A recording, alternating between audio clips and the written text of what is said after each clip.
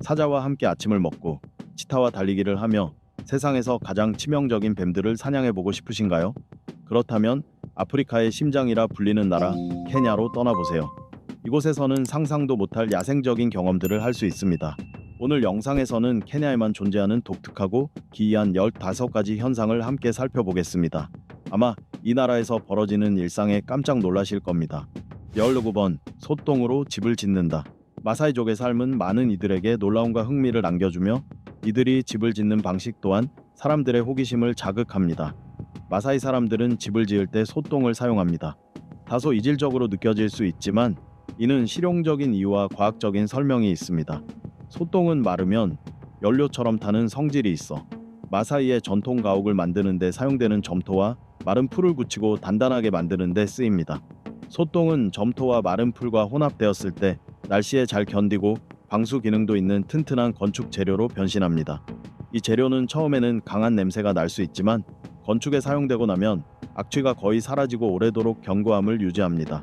또한 소똥은 가축 사육 과정에서 나오는 부산물로 자원을 재활용하며 환경에도 부담을 주지 않는 친환경 재료이기도 합니다. 기술 발전과 도시화에도 불구하고 일부 마사이족은 벽돌, 시멘트, 철근 등 현대적인 건축 자재를 사용하기 시작했지만 특히 시골이나 마을 지역에서는 여전히 소똥을 활용한 건축 방식이 유지되고 있습니다. 14번 자연이 만든 지각의 갈라짐.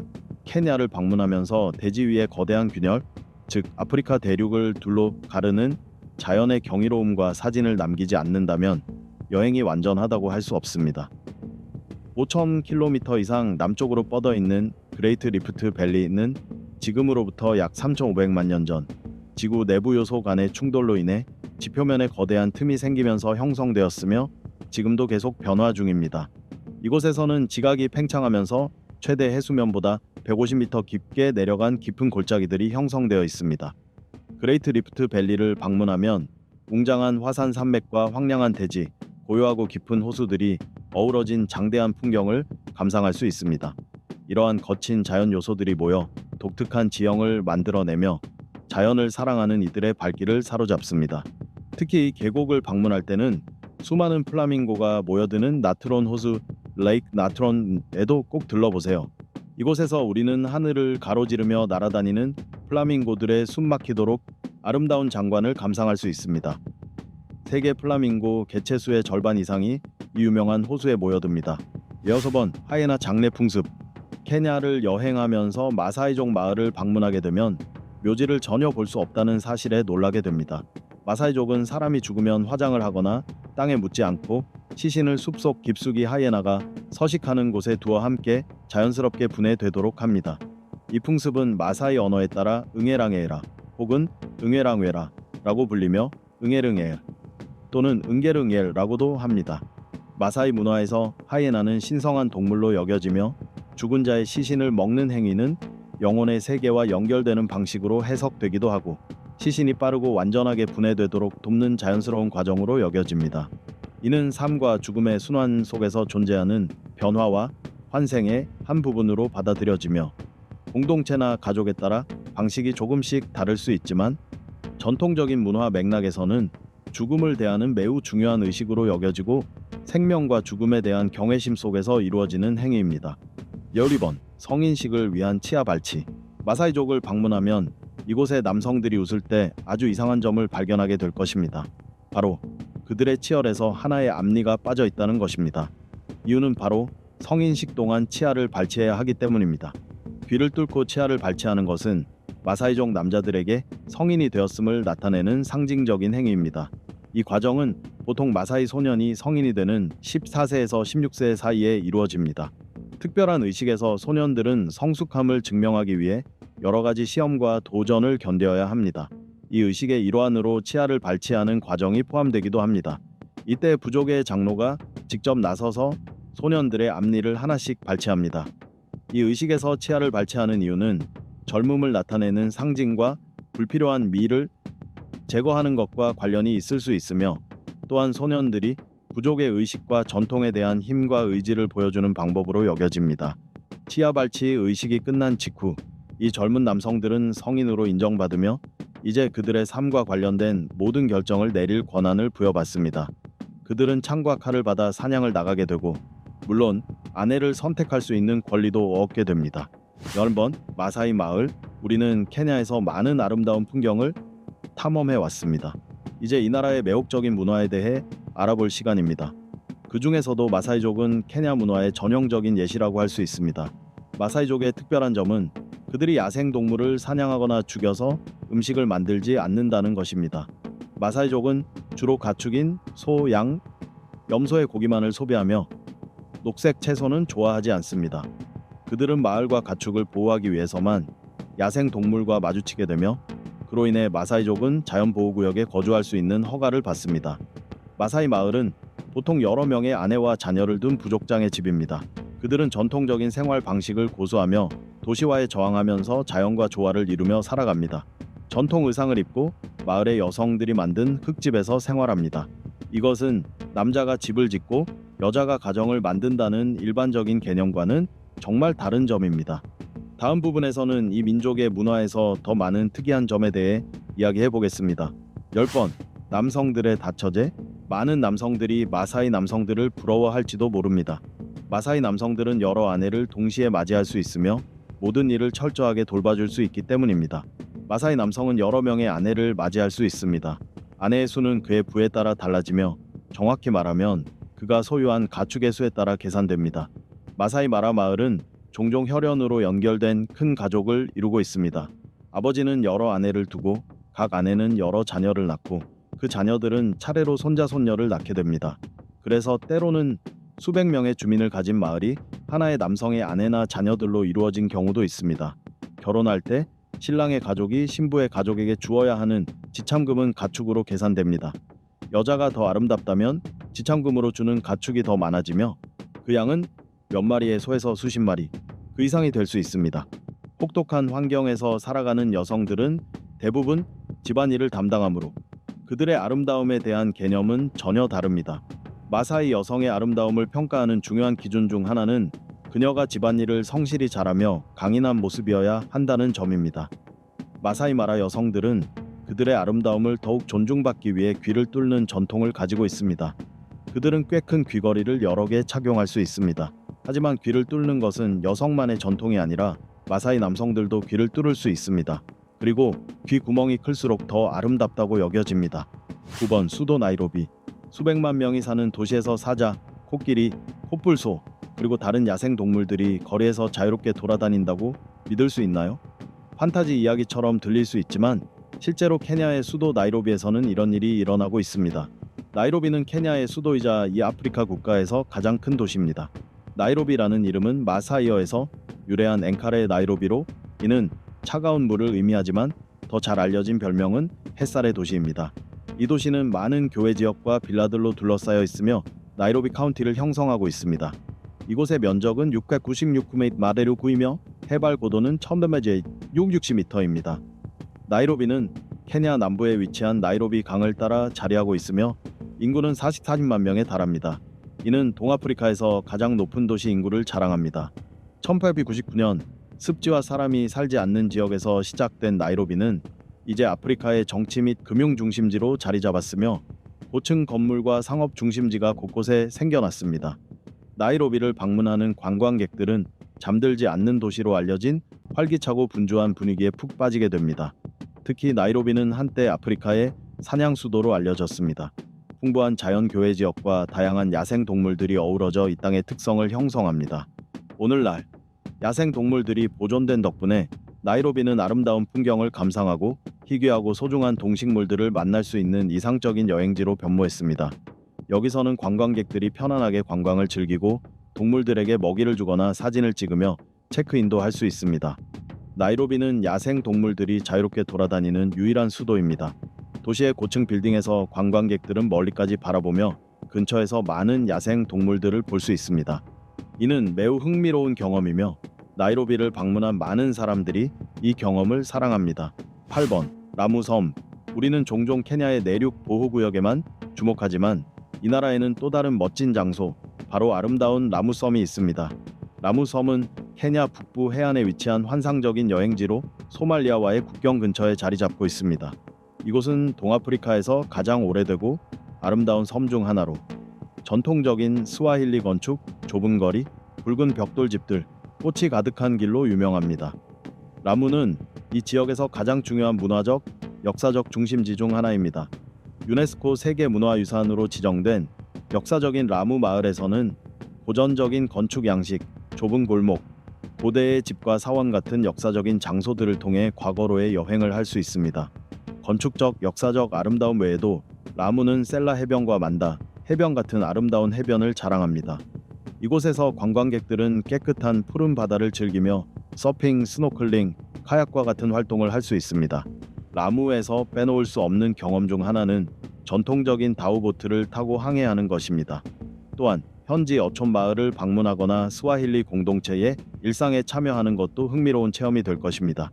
자연의 아름다움, 고대 건축물, 독특한 문화가 결합된 라무 섬은 동아프리카의 아름다움과 독특함을 탐험할 수 있는 환상적인 여행지입니다. 이는 케냐만이 아니라 동아프리카 전역을 탐방하고 싶은 여행자들에게 완벽한 장소입니다. 7번 마사이마라 보호구역. 케냐의 야생을 이야기할 때 마사이마라 보호구역을 빼놓을 수 없습니다. 풍부한 식물과 자주 내리는 비로 인해 마사이마라는 오랫동안 많은 초식 동물들과 사자, 표범, 치타 같은 대형 포식자들의 서식지로 알려져 있습니다. 매년 이루어지는 누우의 대이동은 세계에서 가장 웅장한 야생 동물의 광경 중 하나입니다. 마라 보호구역에서 가장 많은 동물들은 누우, 얼룩말, 톰슨 가젤, 임팔라 같은 대형 무리들입니다. 매년 약 250만 마리의 누우, 얼룩말, 가젤이 비를 따라 새로운 초원을 찾아 이동합니다. 그들은 7월과 8월에 세렝게티에서 마사이 마라로 이동하며 보통 9월까지 그곳에 머물다가 마라 강을 건너는 장관을 경험합니다. 그들의 여행 중 가장 인상 깊은 순간은 바로 마라 강을 건너는 순간입니다. 이들은 10월경 다시 세렝게티로 돌아갑니다. 이곳에 발을 들여놓는 순간 아프리카에서 가장 아름다운 장면들이 여러분의 눈앞에 펼쳐질 것입니다. 그래서 만약 케냐를 방문할 기회가 있다면 이 광대한 보호구역을 꼭 방문해 보세요. 4번 차보 국립공원. 마사이마라와 삼부루는 꽤 유명하지만 케냐에서 차보 국립공원은 나라에서 가장 큰 보호된 야생지로 면적은 2,821 제곱킬로미터에 달합니다. 많은 유명 영화에서 등장한 이 공원은 그 자체로도 유명합니다. 이 공원은 차보 동부 티사보 이스트와 차보 서부 티사보 웨스트로 나누어져 있으며 두 지역 모두 관광객들에게 멋진 자연 경험을 제공합니다. 차보 국립공원의 아름다움은 험준한 지형과 풍부한 생물 다양성에서 잘 드러납니다. 차보 동부의 광활한 초원은 코끼리, 기린, 영양, 그리고 많은 다른 야생 동물들의 서식지로 유명합니다. 이곳에서는 관광객들이 광활한 초원 위로 떠오르는 해돋이와 지는 해의 아름다운 장면을 감상할 수 있어 마치 자연의 그림을 보는 듯한 경험을 선사합니다. 차보 서부는 울창한 녹색 숲에서 건조한 땅에 이르는 다양한 지형을 제공하며 관광객들에게 또 다른 경험을 선사합니다. 차보 서부의 강, 호수, 폭포는 풍부한 생태계를 이루어 코끼리부터 치타, 다양한 조류들까지 많은 동물들이 이곳을 찾습니다. 또한 차보는 고대 유물과 천년 전 토착 부족들이 그린 벽화 등 역사적, 문화적 유산으로도 유명합니다. 결론적으로 차보 국립공원의 웅장한 아름다움은 단순한 야생 풍경만이 아니라 생물 다양성, 역사 문화까지 아우르며 이곳을 방문하는 모든 여행객에게 기억에 남을 여행 경험을 선사합니다. 9번 몬바사. 케냐는 상당한 해안선을 자랑하지만 이 나라에는 몬바사라는 단 하나의 항구 도시만이 존재하며 이 매력적인 도시를 방문하지 않고 케냐를 여행하는 것은 정말 아쉬운 일입니다. 몬바사는 주요 항구 도시로서 중요한 상업 중심지입니다. 몬바사 항구는 케냐와 인근 국가들의 물자 수송에 주요 관문 역할을 하며 이 지역의 경제 성장과 발전을 촉진시키고 있습니다. 더욱이 몬바사는 문화적 다양성, 건축물, 그리고 여러 문화들이 어우러진 곳으로 현지 문화와 삶을 탐험하는 매력적인 장소입니다. 몬바사를 떠올리면 인도, 오만, 유럽이 혼합된 부유한 도시를 연상하게 됩니다. 이로 인해 다양한 문화들이 고대 도시에서 조화롭게 얽혀 있으며 과거의 영광이 오늘날에도 여전히 그 도시의 거리와 벽, 포르투갈인들이 남긴 특징적인 성곽들에 새겨져 있습니다. 유네스코 세계문화유산으로 지정된 이 성곽들은 그 자체로도 큰 가치가 있습니다. 고대 도시를 거닐며 각 주요 문을 통해 보이는 독특한 특징들을 감상하고 현지의 향긋한 카레 냄새를 맡으며 지역 예술가들이 만든 기념품들을 발견하는 경험은 여행자들에게 잊지 못할 추억을 선사할 것입니다. 4번 삼부루 보호구역. 케냐의 야생을 탐험하는 여행을 계속해서 세계에서 가장 독특한 코끼리들이 사는 삼부루 보호구역을 방문해 보겠습니다. 삼부루 국립보호구역은 케냐 북부에 위치하며 면적은 165제곱킬로미터에 달하고 아프리카와 전 세계에서 매우 희귀하고 멸종 위기에 처한 여러 동물들이 서식하는 곳입니다. 현재 이곳에는 4세 50종 이상의 동물들이 살고 있으며 그 중에는 영양, 개코 원숭이, 코끼리, 하마, 표범, 사자, 350종 이상의 조류가 포함되어 있습니다. 그 중에서 눈에 띄는 것은 아프리카의 빅5입니다.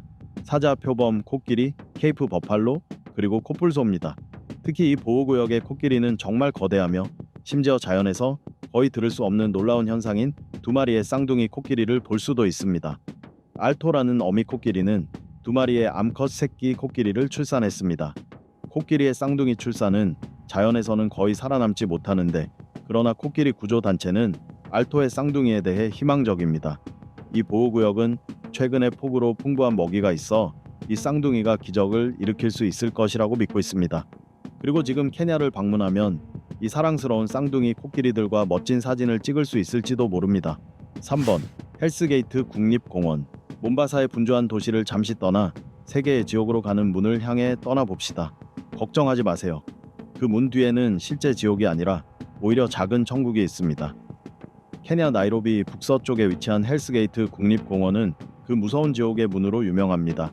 하지만 이곳은 이 지역에서 가장 독특하고 아름다운 자연 명소 중 하나입니다. 비록 다른 케냐의 공원들보다는 규모가 크지 않지만 헬스게이트는 그 자연미와 매혹적인 자연을 탐험할 기회를 제공하는 곳으로 유명합니다. 헬스게이트 국립공원의 하이라이트 중 하나는 인상적인 산 협곡과 바위 흐름 시스템입니다. 방문객들은 이곳에서 트레킹, 하이킹, 자전거 타기 등의 활동을 하며 협곡과 석회암 절벽을 탐험할 수 있습니다. 특히 헬스게이트는 헬스게이트 협곡으로도 유명한데 좁고 깊은 협곡은 탐험 애호가들에게 흥미로운 장소가 됩니다. 이 공원은 또한 코끼리, 영양, 원숭이, 다양한 조류를 포함한 다양한 동물 종들이 서식하고 있어 방문객들이 야생동물을 가까이에서 경험할 수 있습니다. 또한 헬스게이트에는 올카리아 지역도 있어 이곳에서는 화산 풍경을 즐기고 자연 온천을 방문할 수 있습니다. 이곳은 또한 지열 발전소가 위치해 있어 케냐가 자연 자원을 활용해 에너지를 생산하는 방식을 엿볼 수 있는 장소입니다. 다양한 지형과 풍부한 야생동물 그리고 야외 활동의 기회를 제공하는 헬스게이트 국립공원은 케냐의 자연미를 탐험하고자 하는 여행자들에게 정말 훌륭한 여행지입니다. 2번 에버데어 국립공원. 헬스게이트 국립공원을 떠나며 이제는 똑같이 아름다운 풍경을 자랑하는 에버데어 국립공원으로 여러분을 안내하겠습니다. 에버데어는 장엄하고 다양한 지형, 울창한 열대우림, 그리고 풍부한 식물과 동물들이 어우러져 있어 케냐 어디에서도 찾기 힘든 특별한 장소입니다. 이른 아침에 이슬이 나무잎 위에 맺히거나 황혼이 조용히 내릴 때 이는 아프리카 여행자들이 자주 만나지 못할 희귀하고 매혹적인 야생동물들, 예를 들어 야생 멧돼지, 코끼리, 봉고, 워스호그 등이 물을 마시고 쉬러 모여드는 특별한 순간입니다. 에버데어 국립공원은 케냐에서 세 번째로 높은 산맥인 에버데어 산맥에 속하며 이 산맥의 높이는 거의 4,000m에 달합니다. 키쿠유족에 의하면 이곳은 신의 집으로 여겨지기도 합니다. 에버데어 국립공원은 빙하 웅장한 폭포 그리고 울창한 열대우림을 포함한 다양한 지형을 자랑합니다. 이곳은 자연을 사랑하는 사람들에게 매력적인 지역입니다. 에버데어의 열대우림은 큰 수원지 역할을 하며 나이로비와 인근 지역의 주민들에게 신선한 물을 제공합니다. 이 국립공원을 방문하는 특별한 점은 관광객들이 수백 년 된 나무들 위에 지어진 로지에 숙박할 수 있다는 것입니다. 이 로지들은 야생동물들이 숲속의 유일한 염소호수로 가는 길목에 위치해 있어 그들이 지나갈 때 관광객들이 야생동물을 가까이에서 볼 수 있습니다. 에버데어의 밤은 더욱 생동감 넘치며 또 다른 특별한 순간들, 즉 야생 멧돼지, 코끼리, 봉고, 워스호그 등이 물을 마시고 쉬러 모이는 장면을 관광객들이 관찰할 수 있는 시간입니다. 에버데어 산의 발원지에 위치한 이 푸르른 녹색 숲은 건조한 마사이, 마라와 엠보셀리이와는 전혀 다른 모습을 보여줍니다. 아름답고 장엄한 산림과 시원한 기후는 관광객들에게 매우 편안한 느낌을 줍니다. 1번 엠보셀리 국립공원. 케냐의 여러 흥미로운 국립공원들을 언급했지만 엠보셀리는 정말 특별한 곳입니다. 이곳은 케냐 국립공원은 중 보석과 같은 존재라고 불리며 기회가 된다면 그 이유를 바로 알게 될 것입니다. 1991년에 엠보셀리는 유네스코 세계 생물권 보호구역으로 지정되었으며 이후 이 국립공원은 마사이마라 국립보호구역에 이어 케냐에서 두 번째로 인기 있는 야생동물 관람지로 자리 잡았습니다. 엠보셀리의 풍경은 300종이 넘는 다양한 조류들이 서식하는 습지와 사자, 표범, 치타, 점박이 하이에나, 기린 등이 살고 있는 풀밭이 있습니다. 엠보셀리의 독특한 매력은 바로 아름다운 킬리만자로 산을 배경으로 수백 마리의 거대한 코끼리들이 있는 모습입니다. 아프리카에서 가장 높은 산인 킬리만자로는 공원의 남쪽 국경에 위치하고 있으며 날씨가 맑으면 보통 일출이나 일몰 때 아프리카의 야생을 배경으로 숨막히게 아름다운 풍경을 감상할 수 있습니다. 엠보셀리는 훌륭한 로지들로 자랑하며 관광객들은 자연에 완전히 몰입할 수 있고 눈 덮인 킬리만자로 산을 배경으로 광활한 평원을 가로지르는 코끼리들을 볼 수 있습니다.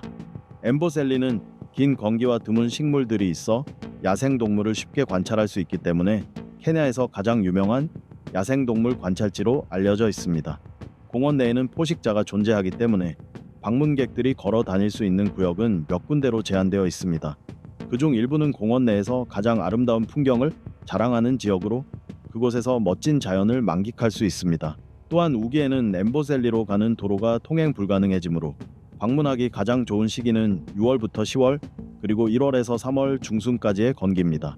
이제 케냐의 15개 아름다운 여행지와 자연의 경위를 탐험하는 여정을 마쳤습니다. 마사이마라 초원의 순수한 아름다움에서 엠보셀리 국립공원의 풍성함까지 케냐는 우리의 기대를 한 번도 저버리지 않았습니다. 토착 부족과의 깊은 문화적 경험, 매혹적인 야생동물과의 만남, 그리고 인도양을 따라 펼쳐진 아름다운 백사장 해변들까지 케냐는 세계 여행 지도에서 결코 놓칠 수 없는 여행지입니다. 이 추억들을 마음에 간직하고 언젠가 다시 케냐를 방문할 수 있기를 바랍니다. 이 모험에 함께 해주셔서 감사합니다. 앞으로의 여행에서 또 만나요.